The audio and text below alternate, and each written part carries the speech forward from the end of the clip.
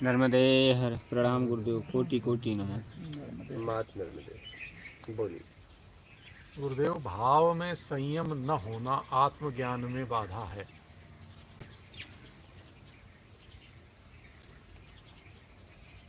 भाव कहाँ काम करता है? जब आपको कुछ चाहिए। क्या? जब आपको कुछ चाहिए तो यहाँ पे सबका अपना अपना तरीका है।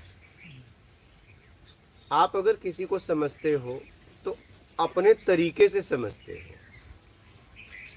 और जब आप अपने तरीके से समझते हो वैसा हुआ, समर्पण रहा और वैसा नहीं हुआ तो समर्पण टूट गया। बात समझ रहे? भाव बदल गया। क्या? पहले भाव में राग था, दूसरे भाव में द्वेष था। ठीक है? जब समर्पण हुआ आपके तरीके से, वो जब तक था तब तक राग था, उस अपने तरीके में आया तो द्वेष हो गया। तो आप अपने तरीके से समझने का संसार को प्रयास मत करो। जो जैसा है उसके तरीके से उसको समझो। आपका तरीका ही आत्मज्ञान तक पहुंचने में बाधा है। क्या? आपका तरीका। इसलिए कि जब आप प्रश्न करते हैं तो उत्तर देने वाला अपने तरीके से उत्तर देगा। आपने प्लानिकली नहीं, ये उत्तर भी मेरे तरीके से देगा। क्या? गलती यही हो जाती है। प्रश्न पूछने की स्वतंत्रता आपकी थी, उत्तर देने की स्वतंत्रता उसकी थी। वो जैसे तरीके से देता, लेकिन आपने क्या? आपने कहा नहीं, उत्तर तो आपने सही दिया लेकिन आपका तरीका गलत था। आप उसका तरीका गलत सही देखने गए थे कि उत्तर पाने गए थे? उत्तर तो मुझे दिए लेकिन आपके अंदर क्रोध था। आप उत्तर पाने गए थे कि उसका क्रोध देखने गए थे? क्योंकि वो उत्तर क्रोध में ही निकलता, तभी आप समझते। इसलिए उसने, क्योंकि वो आपसे ऊपर है, आप किस तरीके से समझोगे उसे मालूम है कि आप क्रोध करने पे समझोगे कि सरलता में समझोगे, डांट के समझोगे, फटकार के समझोगे, किस तरीके से समझोगे उसे मालूम है। लेकिन आपने क्या किया? उत्तर तो आपको सही मिला लेकिन उस उत्तर में क्रोध देख लिया आपने। कहा उत्तर तो आपने ठीक दिया लेकिन आप क्रोधी क्यों हुए? आपसे क्या मतलब है? आपको उत्तर चाहिए था, क्रोधी वो हुआ ना, आपको क्या लेना देना? लेकिन आपको उत्तर मिलने के बाद भी आपका भाव टूट गया। उससे क्यों टूट गया पता है? क्योंकि आपके तरीके से उसने उत्तर नहीं दिया। गलती यहां ये हो जाती है। आप मूल पे ध्यान रखो कि जब मैं किसी से कुछ लेन देन कर रहा हूं तो मूल जिसके लिए लेन देन कर रहा हूं वो मिल रहा है कि नहीं। आप तरीका देखते हो और वो तरीका में हो जाती है गड़बड़ी। क्या? हाँ, और तरीका में भाव बदल जाता है, और जैसे भाव बदला आप गिरे। तो आप संसार को अपने तरीके से चलाने का प्रयास मत करो। बात समझ रहे हो? यही बाधा आपके जीवन में है। हाँ, आपके जीवन में यही बाधा है कि आप अपने तरीके से करवाना चाहते हो।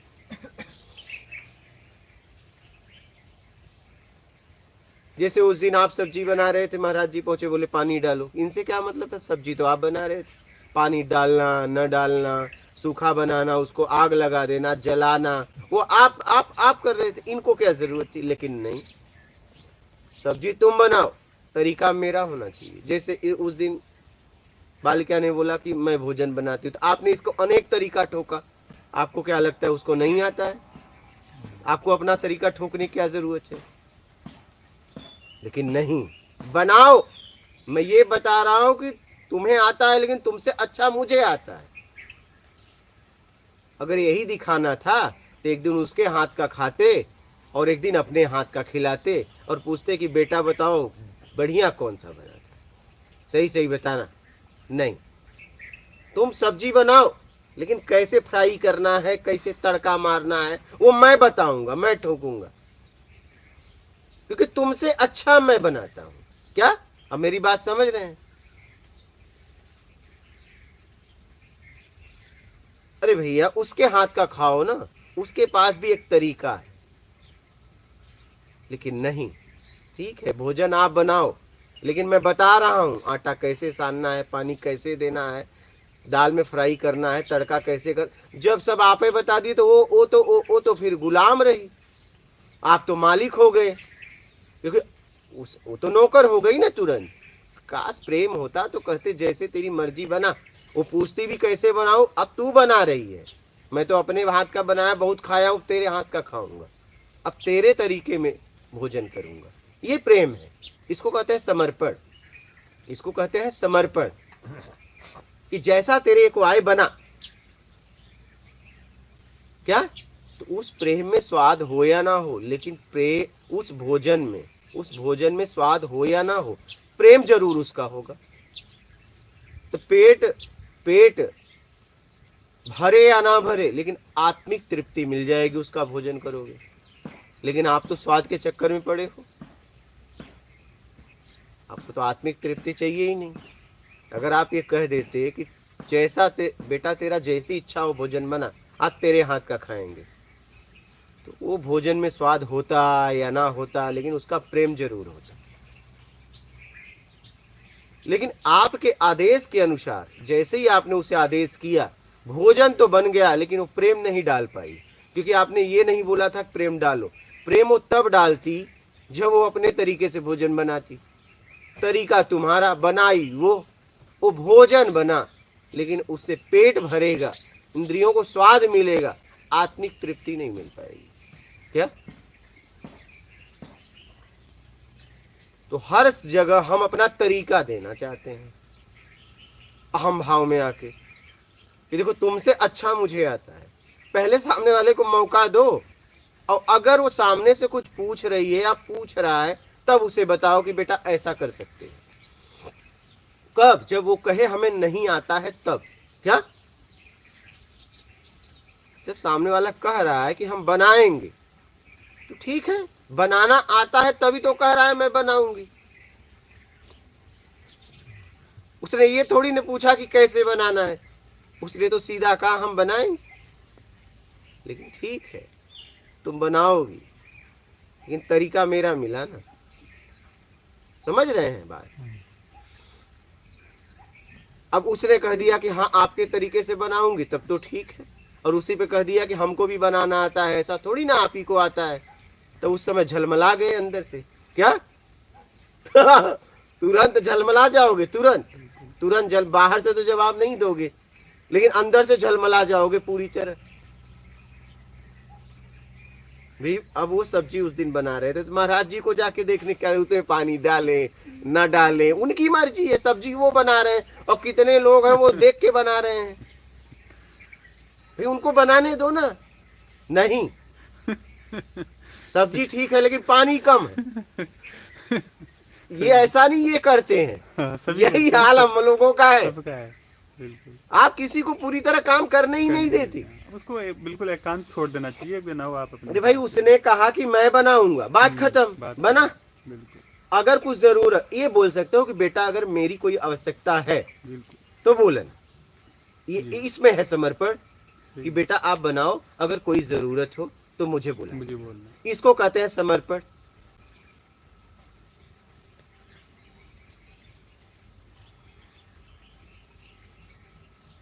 बात समझ रहे? सही बात है, बिल्कुल। छोड़ दीजिए ना उसे, हम अपने तरीके में परेशान हैं।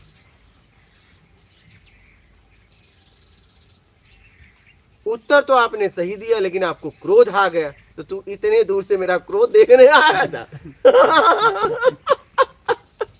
उत्तर के लिए आया था कि मेरे क्रोध के लिए आया था? पहले ये बता। तो ये आते ही पूछ लेना चाहिए था, आप में काम क्रोध मद लोभ है कि नहीं, तो मैं बोलता पूरी तरह है, तो उसी समय निकल जाता। किस लिए आया था भाई? उत्तर के लिए आया था ना। प्रश्न आपने अपने तरीके से पूछा, तो उत्तर तो मैं अपने तरीके से दूंगा ना। मैं कूद के दूं, मैं चाहे जैसे दूं, चिल्ला के दूं, तुम्हें उत्तर से मतलब है मेरे तरीके से आपको मतलब है, मैं दे रहा हूं ना, आपको क्या करना है? मैं गुस्सा करके दूं, उछल के दूं, कूद के दूं, हाँ, नाच के दूं, तुमसे क्या मतलब है? दौड़ के दूं, वो मेरा तरीका है। तुम्हें उत्तर चाहिए कि तरीका चाहिए, वो बताओ क्या चाहिए भाई? उत्तर। तो उत्तर से मतलब रखो ना।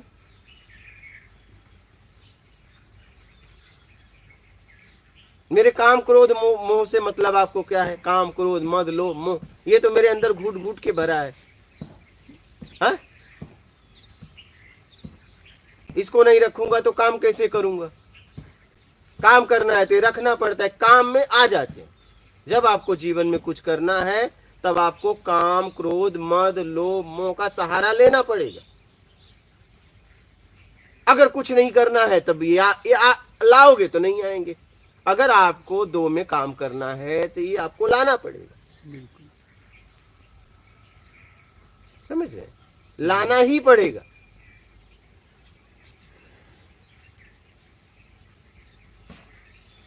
और कुछ नहीं करना है तो ये आएंगे ही नहीं, लाओगे तो भी नहीं आएंगे। बात समझ रहे? जी। तो लाना पड़ता है, काम को भी, क्रोध को भी, मद को, लोभ को, मोह को। अब लोभ को नहीं अपने लिए लाओगे तो समाज के लिए कर रहे हो तो उनके लिए तो लाओगे। नहीं समझे? बिल्कुल। भाई लोभ क्या है? चाहिए। सही है। क्या है? चाहिए। सही है। ठीक है। अब जब आपको किसी को खिलाना है, पिलाना है, व्यवस्था देना है तो चाहिए ना। फिर लोभ लाया ना आपने, बस अपने लिए नहीं लाया, किसी और। महान वो होता है जो लोगों के लिए मांगता है, क्या उसे महान कहते हैं। जो लोगों के लिए मांगना सीख लिया उसे महान कहते हैं। कि अपना तन भी, अपना धन भी, और जो मांग रहा है सब कुछ समाज के लिए समर्पित कर दिया, लेके खड़ा हो गया, उसे कहते हैं संसार का महान व्यक्ति। अपने लिए मांगना बड़ा आसान है, लेकिन किसी और के लिए मांगना आसान नहीं।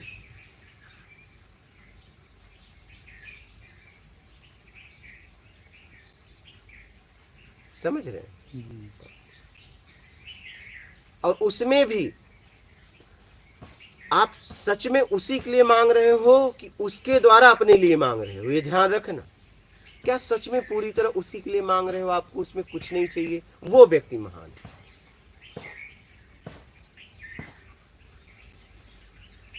सच में पूरा जीवन आपने समाज के लिए लगा दिया और आपको कुछ नहीं चाहिए, वो व्यक्ति महान।